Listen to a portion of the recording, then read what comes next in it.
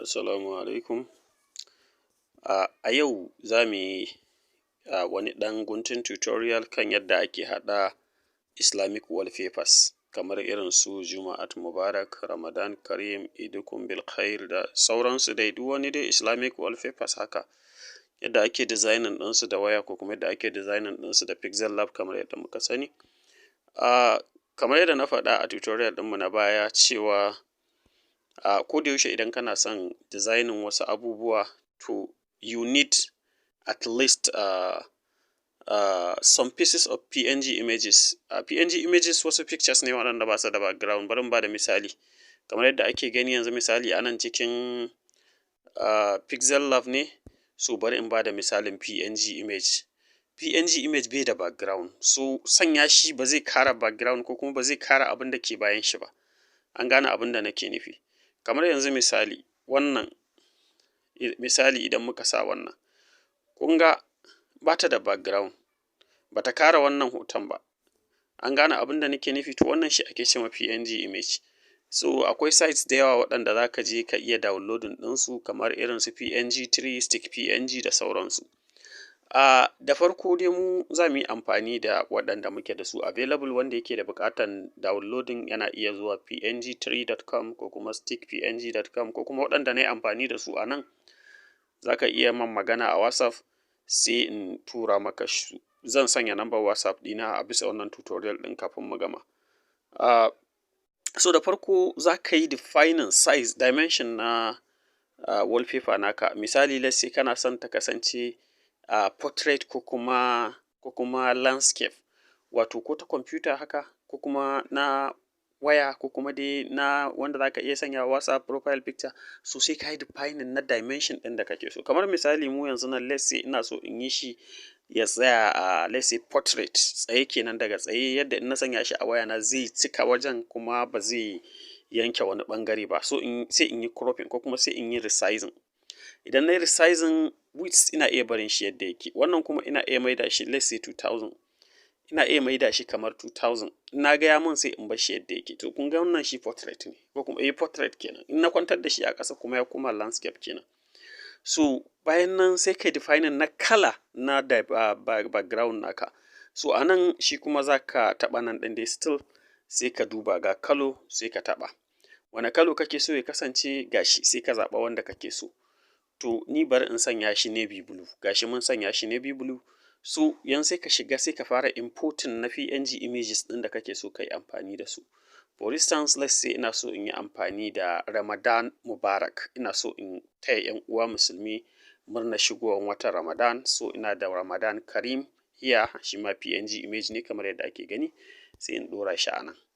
Dan na ɗora kun ga ya yi girma, saboda haka sai in yi resizing ɗin shi in rage mai girma so that zai shiga da hoton da muke amfani da background ɗinmu ko kuma in ce size dimension na background ɗinmu. Idan ina son in ƙara resizing ina iya shiga nan wajen in taɓa size, relative size sai in rage shi according to my taste yadda nake so.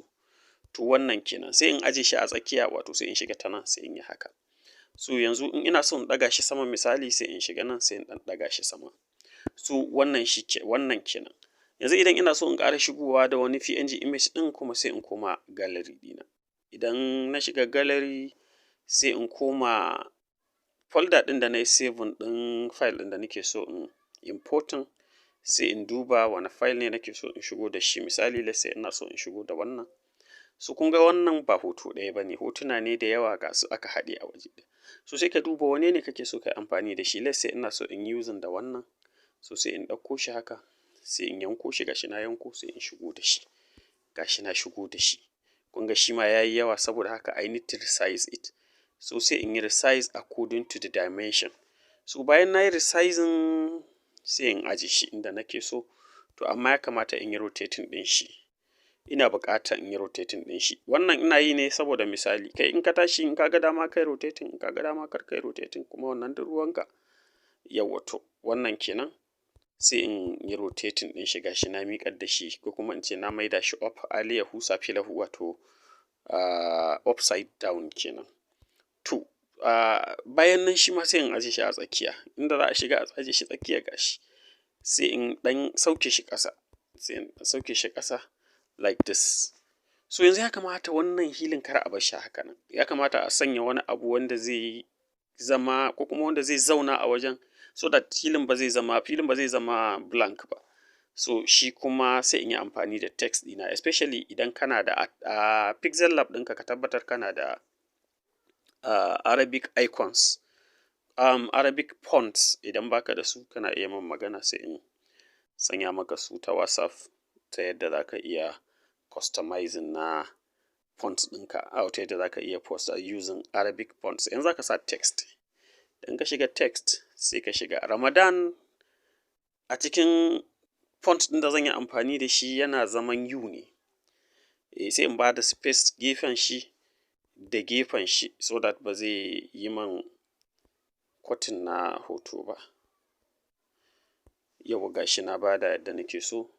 So yanzu abin da ya rage sai in shiga text, sai in shiga fonts, na shiga fonts sai in shiga my fonts, saboda downloading ɗin shi ne. In kana buƙata za ka iya downloading, kai searching ɗin shi online, ko kuma su gashi daga ƙasan nan idan ka sa za ka ga gashi ya fito. Kun ga gashi daga U ya koma shahar Ramadan allazi unzila fihi alqur'anu hudan linnas, kamar yadda muke gani. So bayan nan sai mu yi resizing. Za mu yi resizing na hoton da muke wannan text ɗin da muka shigo da shi na shahar Ramadan ɗin nan, sai mu ƙara mar girma kamar haka. So idan muka ƙara mar girma kamar haka, sai mu daidaita shi ma ya tsaya a tsakiya. Idan muka sa shi a tsakiya, in muka ga dama muna iya sauke shi a ƙasa, muka ga dama muna iya ɗora shi a sama.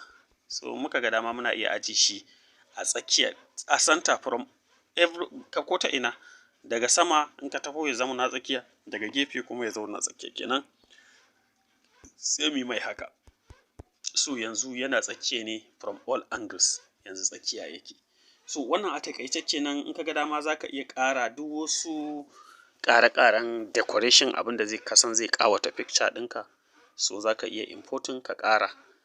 Wannan a taƙaice kenan. Idan ba a manta ba, dama na ce zan sanya WhatsApp contact ɗina. So gashi.